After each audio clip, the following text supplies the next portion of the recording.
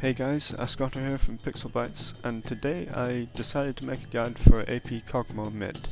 Now, I'm only in gold with around Plat MMR, but I've had a lot of games on this champion, and I've had a lot of experience in using this champion to carry myself out of bronze and silver, from bronze 4 to gold. Now, I don't just mean doing really well, getting fed a lot of the time and carrying. I mean, I've found a tactic that even when your team's behind, and even when you are behind, you can still pull back almost any game single-handedly, and I'm going to show you how. Now, the way I play AP Kog'Maw is very different from most people, and you see like Froggen and stuff playing AP Kog'Maw in the LCS, and he'll build Nashor's Tooth, Lich Bane, Rabadons. And that build is a standard high damage AP carry build that's really good in 5v5s when you've got a certain team comp in mind. But the build I'm going to show you is specifically for carrying solo queue, and it's the way you can deal the most damage mid-game in terms of damage per second for teamfights, while also staying safe and being able to deal burst damage for people that get close to you. The trick being that you can deal this damage a screen and a half away from you. Now, why AP Kog'Maw? The reason I play AP Kog'Maw, it isn't by some chance. There's a specific reason I picked this champion to be my main champion. Because he's really good at carrying games single-handedly. You don't need the help of your team to carry, because he doesn't need to be peeled for, he doesn't need his ADC to be doing all the damage in teamfights, he doesn't need his top laner to be going for the enemy ADC.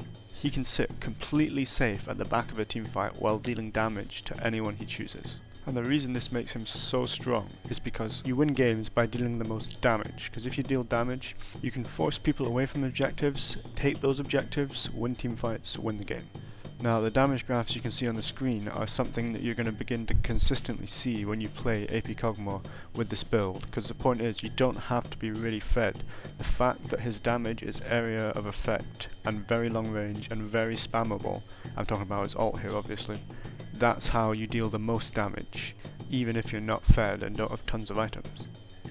Now, I'm just going to go straight into Runes and Masteries here and show you what you're going to be taking, because that's not the important thing. The main thing about this guide is to show you the playstyle.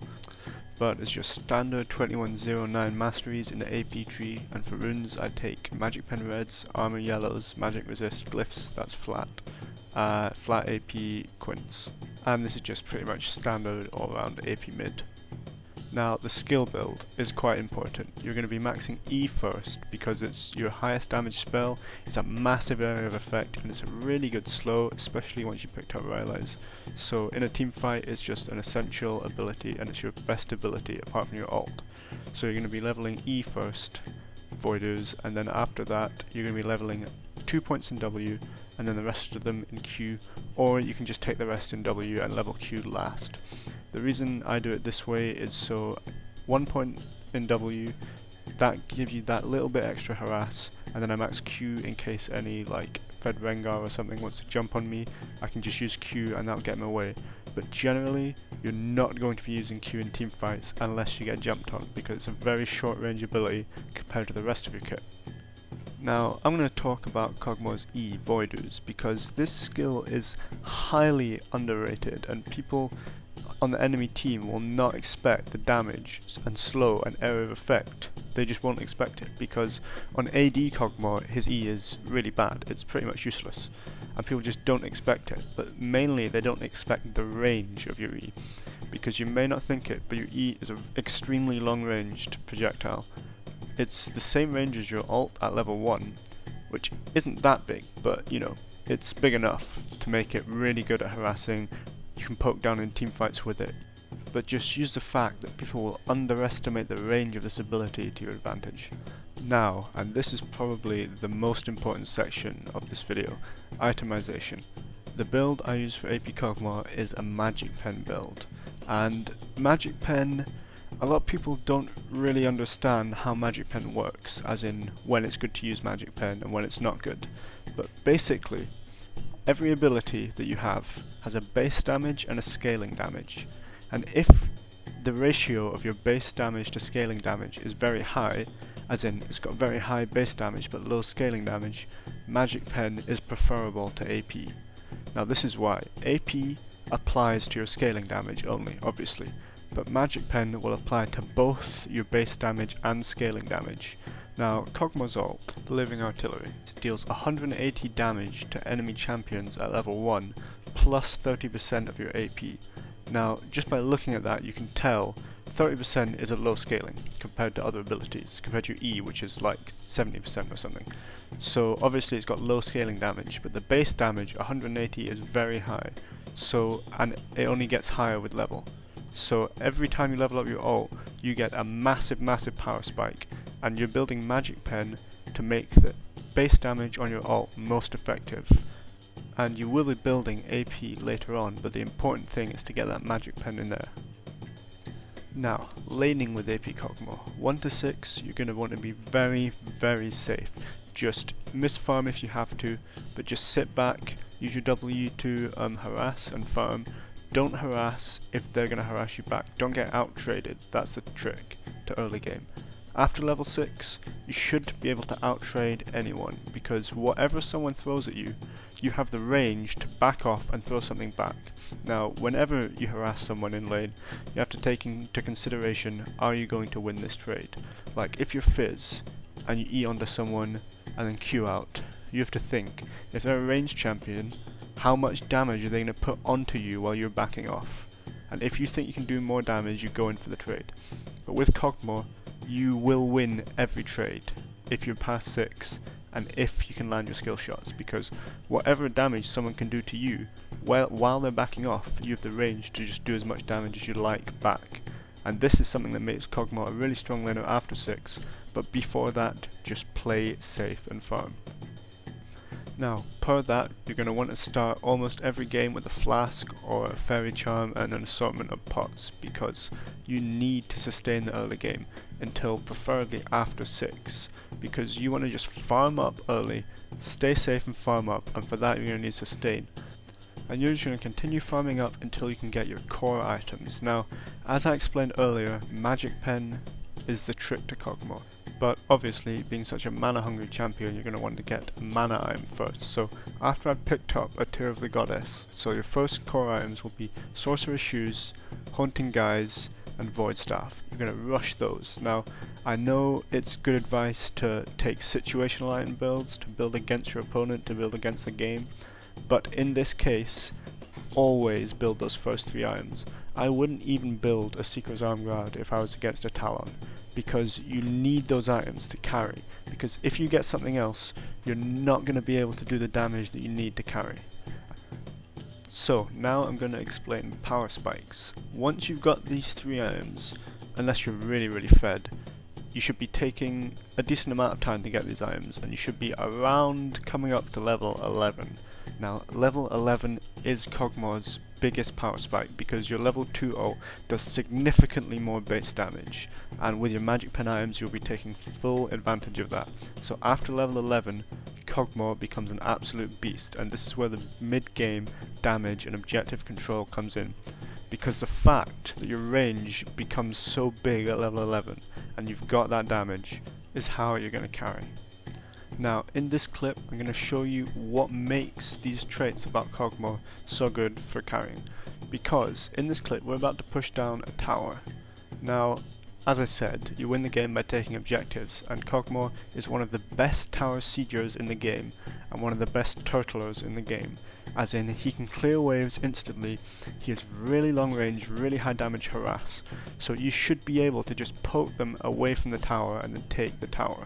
And you can do this repeatedly, game after game.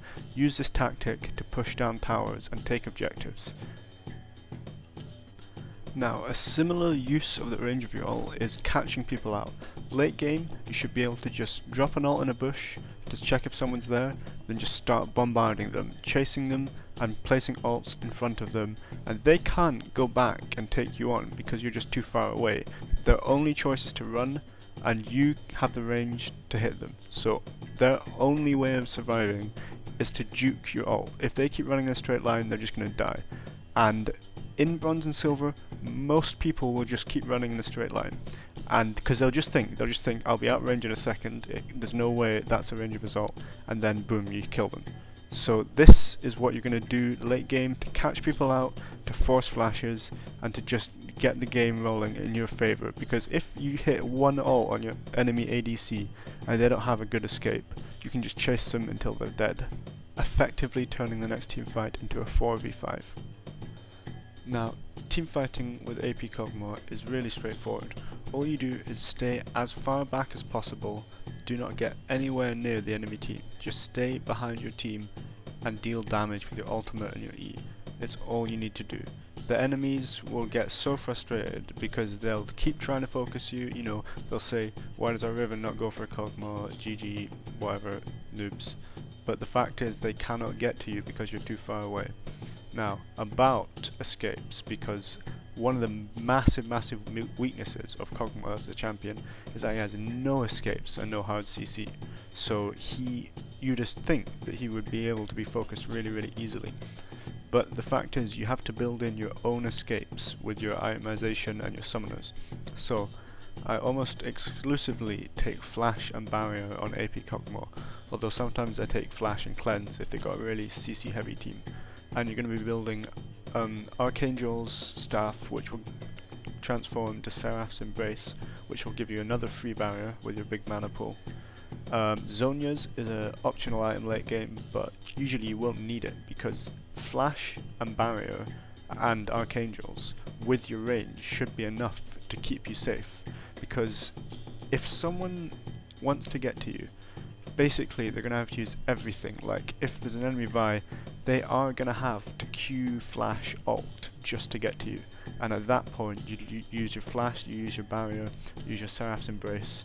If you've got Zhonya's, you use Zhonya's, and that is enough to keep you safe in team fights and keep you dealing damage. Now for your finishing items, once you've got the core 3 items, which you always need to get, once you've got your Seraph's Embrace as well, you're gonna have a bit of choice. You can build really whatever you want now. You can build a Zhonya's if you are dying a lot, although you really don't need it, so I'd recommend something else like a Death Cap or a Lichbane if you really want, but again I wouldn't recommend it because you want to be dealing damage with your ult and not relying on auto attacks, but it is a good item.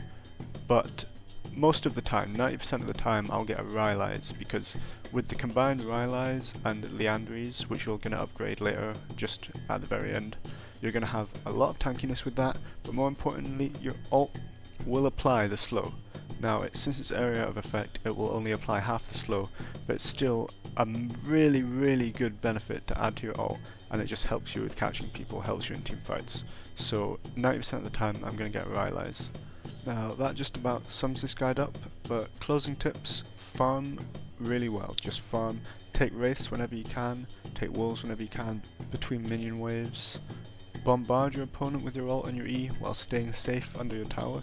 You can bully them out of lane without taking any damage. One thing I can't stress enough is do not let your farming falter later in the game. Keep up your farm, even when it's out the laning phase. Just remember, keep farming or you will fall behind and you will find that you've not got the damage you expect. And finally, be aware of your surroundings, because the fact that you deal damage from such a great range means sometimes your focus is going to be split. You're going to be focusing on dealing damage to enemies and you're going to lose track of where you are on the map and who's trying to kill you. So you have to split your focus, make sure you always know what's going on and where the enemies are and where your team are and where you are.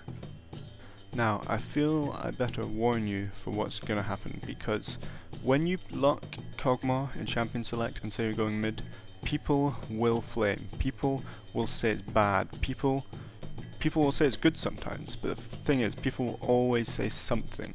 They've always got something to say about it, and you're going to have to prepare for people flaming you, because they'll just flame you even though they've not seen what you can do with the champion. But just, you know, don't say anything, don't respond to it, just keep doing your best. As long as you know you're doing good, you can win that game, you can carry that game, and even if your score is not that good, even if they don't know that you've carried them, you can see in the damage graphs that you have, but they just won't accept it.